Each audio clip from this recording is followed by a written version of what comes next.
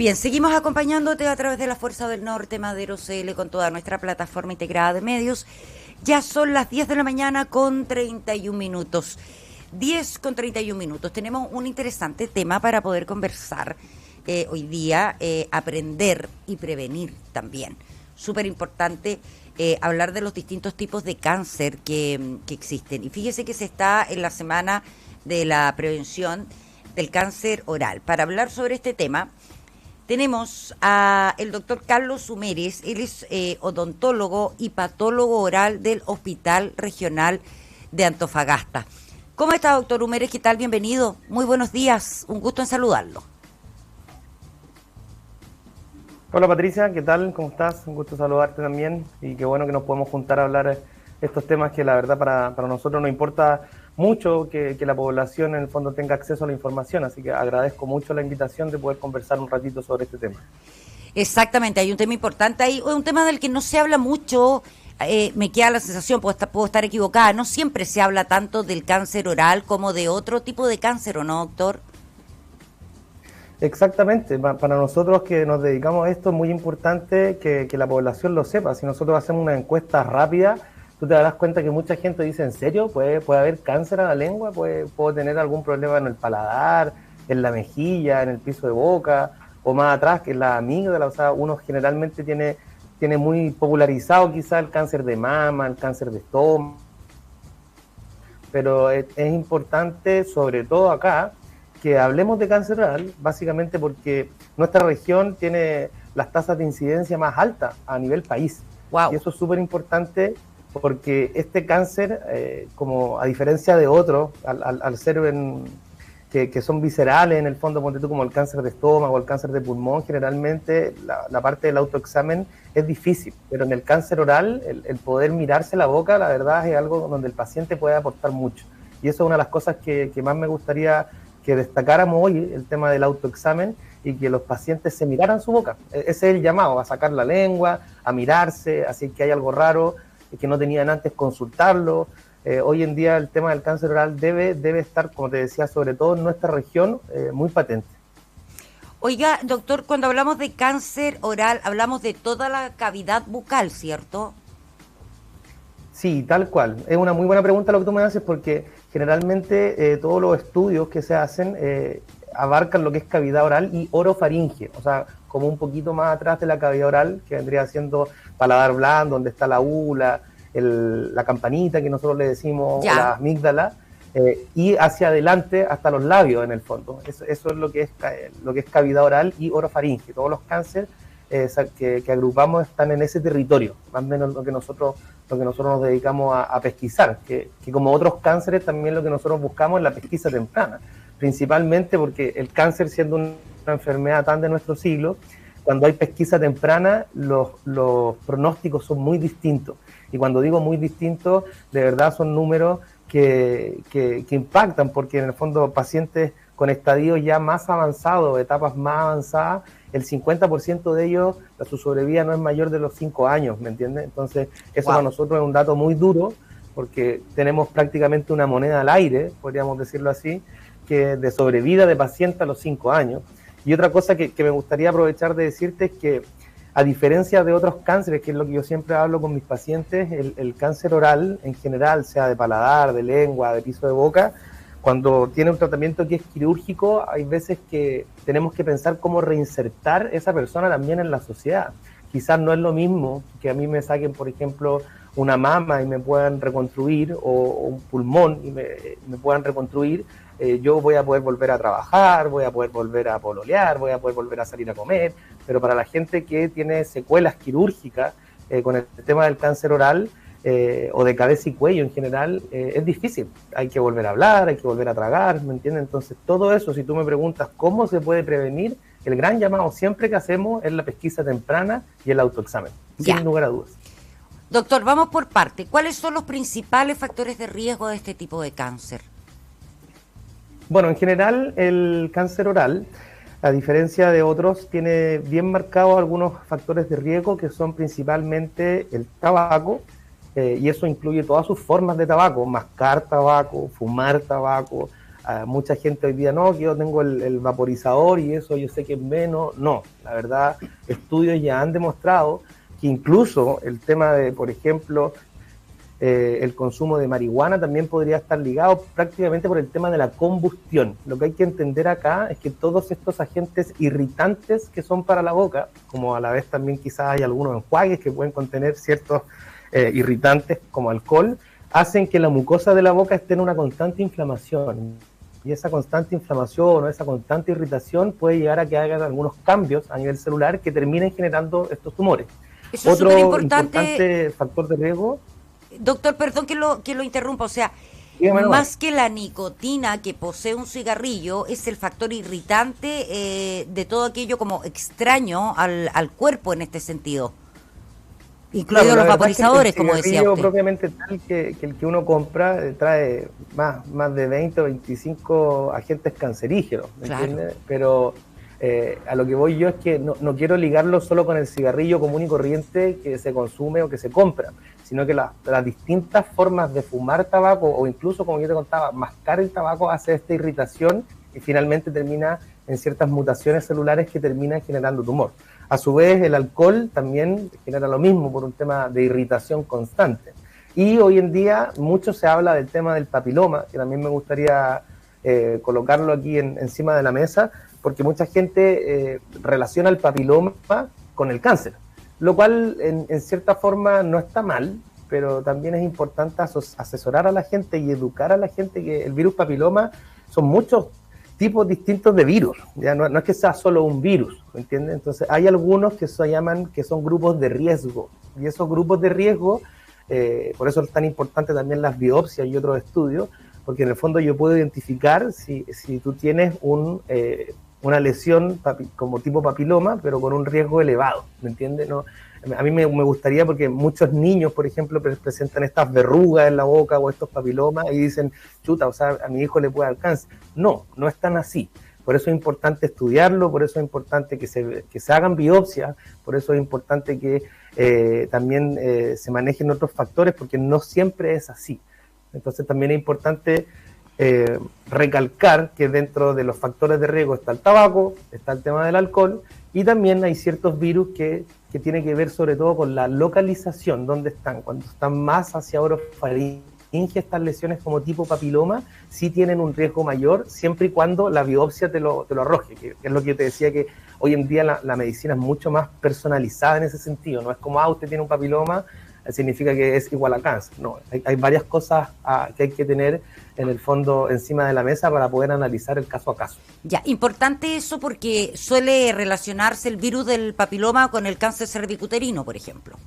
Exactamente, porque ahí hay un tipo de virus papiloma que generalmente son virus de alto riesgo, 16, 18, que sí, cuando se presentan en la mucosa cervicuterina, sí tienen ya una directa relación como un factor de riesgo, que es lo que tú me preguntabas, ¿cuáles son los factores de riesgo? En cervicuterino está claro que esos virus son el factor de riesgo. En boca no está tan claro, y cuando se presenta más hacia orofaringe, o sea, podríamos decir más hacia atrás, por decirlo en cierta forma, pero también hay otros virus papilomas que se dan en boca. El 5, el 6 y el 11 son algunos que sí nosotros podemos encontrar, y eso se tipifica mediante ciertos exámenes, pero a lo que voy yo es que no es igual a tener un papiloma o una verruga en la boca y decir, tengo un factor de riesgo de cáncer. Eso hay que evaluarlo y hay que analizarlo bien. Oiga, doctor, en su caso, bueno, usted es odontólogo, el tener una mala dentadura, que al parecer es bastante común en nuestro país, problemas con las encías, con la dentadura, la caries, todo este tipo de problemáticas, ¿puede ser un factor de riesgo en cáncer o no va ligado? Mira, es una súper buena pregunta, porque como tú bien dices, nuestra población en general, y no solo en Chile, sino que en este lado del mundo, no tiene una buena situación bucal. Hay mucho desdentamiento, hay mucha caries aún, hay mucha enfermedad periodontal, hay mucha enfermedad de las encías que se denomina, pero hoy en día no hay una directa relación en tener mala calidad como de dientes igual a tener un factor de riesgo. Lo que sí es importante a evaluar y comentar es que cuando uno tiene, entre comillas, una mala salud bucal, estos tumores como que da la impresión, o es lo que nosotros hemos visto, que tienen una progresión que quizás no sea igual a una persona que tuviese su boca sana. ¿En qué sentido les digo esto? Yo siempre les digo a los pacientes que es como que el tumor está naciendo no están naciendo en un muy buen barrio, ¿me entienden? Todo lo que está alrededor del tumor, hay inflamación, hay un sistema inmunológico que además de tener que pelear contra un tumor, tiene que pelear contra una serie de infecciones que están dentro de la boca, ¿me entienden? Es como que tu cuerpo no solo se puede dedicar a dar una batalla, sino que finalmente se va a tener que dividir sus fuerzas y tiene que pelear con infecciones dentro de la boca y además con el tema del tumor. Por eso, por ejemplo, nosotros, antes que los pacientes empiecen sus tratamientos, ya sean quirúrgicos, ya sean de radioterapia o ya sean de quimioterapia, necesitan una evaluación dental previa por lo mismo, porque además no es ninguna gracia que tengan complicaciones dentales mientras se encuentran en sus tratamientos. Entonces, por ese sentido, es muy importante tener, como yo te decía, un buen barrio donde el tumor no pueda desarrollarse libremente. Ya, hablábamos de los factores de riesgo, que son básicamente lo que nos nombraba ustedes. ¿Cómo el paciente, porque usted nos decía, hay que fijarse, hay que mirarse la boca, la lengua, ¿en qué tiene que fijarse uno como para prender la luz de alerta?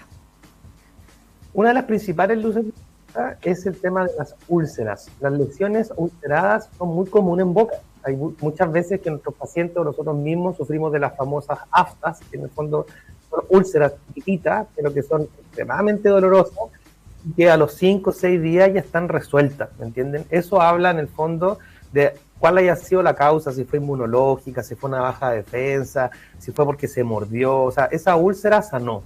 Pero cuando esa úlcera en el tiempo no sana y va creciendo, duela o no duela, que también es importante relacionar eso, muchas veces se decía, no, es que la úlcera del cáncer no duele. No, mentira, hay veces que duele y duele mucho, ¿entiendes? Y hay en el fondo un crecimiento de esa úlcera y es una herida que no sana. Si yo tuviese que darle un consejo a la gente que nos escucha hoy día, yo le diría, ojo con las heridas en boca que no sanan o los aumentos de volumen que se mantienen en el tiempo y antes no estaban. Principalmente el autoexamen, ¿dónde tiene que ir dirigido? A la lengua, bordes de la lengua, abajo de la lengua, lo que nosotros denominamos el piso de boca, y sobre todo también palparse el cuello. Palparse el cuello es siempre muy importante, no encontrarse alguna masita, alguna cosa ahí, porque dentro de lo que es cavidad oral, se me olvidó mencionarte también que se incluyen las glándulas salivales. La parótida a los lados, las glándulas submandibulares, bajo lo que es el mentón y el cuerpo de la mandíbula. O sea, en el fondo nosotros tampoco tenemos pocos pacientes que podamos decir, no, mira, el cáncer de glándulas salivales es súper poco frecuente. Aquí en Antofagasta tenemos harto y como nuestro hospital, el centro oncológico es un referente en la Macro Norte, recibimos pacientes desde Arica a Vallenar. Entonces nosotros vemos esto, vemos que existen los cánceres de parótida, los cánceres de glándula submandibular. Entonces todo lo que sea tocar, palpar el cuello, el tema, como te decía, de las parótidas, borde de la lengua y arriba el paladar, es un examen que el paciente lo tiene que hacer.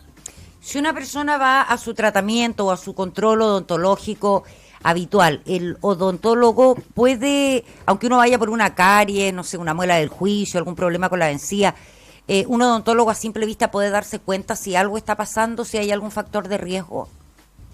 Sin lugar a dudas, no solo puede, debe. Debe.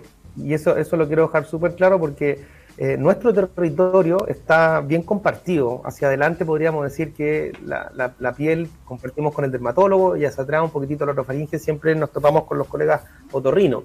Tenemos una muy buena relación entre todos, compartimos un territorio anatómico, pero así como por ejemplo, no sé, a uno le tiene una lesión en lengua, generalmente dice, chuta, mejor voy a ver al otorrino, o tengo algo en el labio, mejor voy a ver al dermatólogo. Los dentistas también estamos capacitados y quizás tenemos horas antes que esos tipos profesionales, que hoy en día usted sabe que en región cuesta mucho tener quizás una hora con un dermatólogo o con un otorrino. Entonces los dentistas también compartimos ese territorio y es importante que, como te decía, no solo pueden, sino que deben tener conocimiento y sobre todo saber si es que hay ciertas características que uno le puede decir al paciente, sabe que de esto hay que preocuparse, o no sabe que esto mejor no hay que preocuparse tanto, como una guía. Ya, perfecto. Ahora, vamos un poco al tratamiento, doctor. ¿Cómo se trata un cáncer oral? Bueno, sin duda esta es la parte más como dura de lo que es el cáncer oral, porque va muy ligado a la etapificación. La verdad, los cánceres orales, los tumores orales, cuando están en estadios muy tempranos, siempre el abordaje quirúrgico es lo que se prefiere. O sea, en oncología en general el gol estándar es sacar el tumor, ¿me entiendes? Entonces, sacar ese tumor siempre y cuando se pueda sacar, en el sentido de que las condiciones anatómicas lo permitan, y sobre todo la condición sistémica del paciente, porque esto no son recetas de cocina. Por eso en el tema oncológico existen comités, porque la idea de estos comités es evaluar. Hay pacientes que de repente, claro, tú dices, mira, lo podríamos operar, pero tiene 90, 91 años y quizás no va a aguantar la cirugía, ¿entiendes? Pero generalmente en estadios tempranos, el tema quirúrgico, o sea, la resección del tumor a través de una cirugía, es lo más indicado, y a veces eso se complementa con radioterapia y o puede ser una quimioterapia. ¿Cuál es el gran problema de esto? Es que son tratamientos que son largos, son tratamientos que quizás pueden alcanzar el mes y medio en radioterapia, más el tema quirúrgico, y como te decía, el tema del seguimiento es muy importante, porque estos pacientes, para nosotros, el seguirlos cada 3 o cada 6 meses es muy importante para saber si estos tumores vuelven o no a salir, porque pueden salir en un mismo lugar de la boca o en otro, porque en el fondo, si fueron capaces de desarrollar ese tumor, quizás también pueden generar un segundo tumor, ¿me entiendes? Entonces, con respecto al tratamiento, idealmente siempre tiene que ser quirúrgico, pero muchas veces va acompañado de radio y quimioterapia, con sus secuelas y con sus efectos secundarios, claro, dentro de cada tratamiento. Pero en general yo te debería decir que etapas tempranas tienen un buen pronóstico, una buena reinserción. Tenemos pacientes que con cáncer de labio que han sido operados y han vuelto a comer, han vuelto a silbar, han vuelto a hablar. Otros con cáncer de lengua lo mismo, se han vuelto a reinsertar en la sociedad, a volver a tener sus trabajos normales. Pero, como te decía, lamentablemente hay otros que sí quedan muy secuelados, sobre todo porque o no queda tanta capacidad funcional de la lengua para seguir trabajando, quedan con problemas de deglución muchas veces para poder tragar. Oiga, doctor, yo me imagino que el tratamiento además es complejo por un tema estético aquí bueno, no me cabe la menor duda que, por ejemplo, aquellos que llegan al Centro Oncológico del Norte hay algún tipo de apoyo psicológico también, pero por el lugar en el que se encuentra ubicado este cáncer también hay una complejidad en términos de alimentación, de la vida diaria, ¿o no?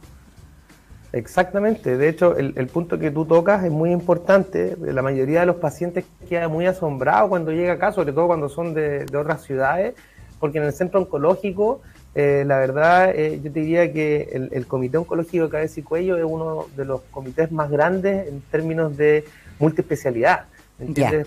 No solo están los cirujanos de cabeza y cuello, no solo están los oncólogos radioterapeutas, los oncólogos médicos, sino que también hay fonoaudiólogos, hay dentistas, hay nutricionistas, hay psicólogos. O sea, el paciente va girando, o sea, en realidad nosotros vamos girando alrededor del paciente en un sentido que le tenemos que dar todo el apoyo posible, porque sabemos que son terapias que son la verdad bastante difíciles de llevar. Incluso muchos de esos pacientes dentro de su radioterapia tienen que alimentarse por sonda, por gastrostomía, ¿me entiendes? Yeah. Tienen que comer por una manguerita con el estómago, porque es tal, en el fondo, la inflamación que ocurre por el tema de la radioterapia, que no pueden tragar. Ahora, afortunadamente, estos pacientes en el correr de los meses, da poquito ya el cuerpo se vuelve a adaptar, y en el fondo son efectos que son dentro de todo reversibles. Doctor, ¿hay algún grupo etario que tenga mayor incidencia a partir de cierta edad? ¿Hay más hombres que mujeres? ¿O es transversal? Sí, la verdad, cuando yo estaba en la beca y estaba estudiando por ahí por el año 2015, nosotros siempre, todos los artículos que leíamos, todo lo que exponíamos, tenía que ver con un grupo etario entre los 60 y 64 años. Y antes muchas veces uno decía, ¿y por qué en la antigüedad este cáncer como que no estaba? Y la verdad que como es como un cáncer del adulto mayor, por decirlo en cierta forma, antes la gente vivía menos. Claro. Ni siquiera alcanzaba a desarrollar este tipo de cáncer. Por eso hoy en día el cáncer oral, entre comillas, es lo que hablábamos al principio. ¿En serio existe esto? O sea, ¿te puede dar un tumor en la lengua? Y tiene que ver también porque la sobrevida de nosotros en general ha aumentado. Ahora, como te decía, cuando yo estudiaba afectaba en una proporción aproximada de 2 a 1, o sea, 2 hombres por una mujer. Y generalmente la edad promedio eran 62, 64 años. Lamentablemente, con el correr del tiempo, nosotros acá y en otros lados hemos visto que hemos llegado a tener pacientes de 30, 31 años, Si tú me preguntas a mí cuál habrá sido el factor de riesgo, habría que ir a evaluar ese caso, analizar ese caso en particular, pero no es común. Y también yo te diría que el tema entre hombres y mujeres se ha emparejado mucho más de lo que era antes. Ya. Doctor, no sé si hay algo más que quiera agregar, alguna recomendación final, algo que se nos haya ido quedando por ahí en el camino. Mira, la verdad creo que hablamos de todo un poquitito. Lo que más me interesa a mí como conclusión es poder decirle a la gente que esto existe, que durante la próxima semana del 5 de diciembre, a través de la Sociedad de Patología Oral y a través de otras sociedades como la Sociedad de Cirugía de Cabeza y Cuello y varias facultades de odontología de universidades y servicios de salud a través de todo el territorio nacional, vamos a estar haciendo campañas, sobre todo por redes sociales, para concientizar a la gente que esto existe.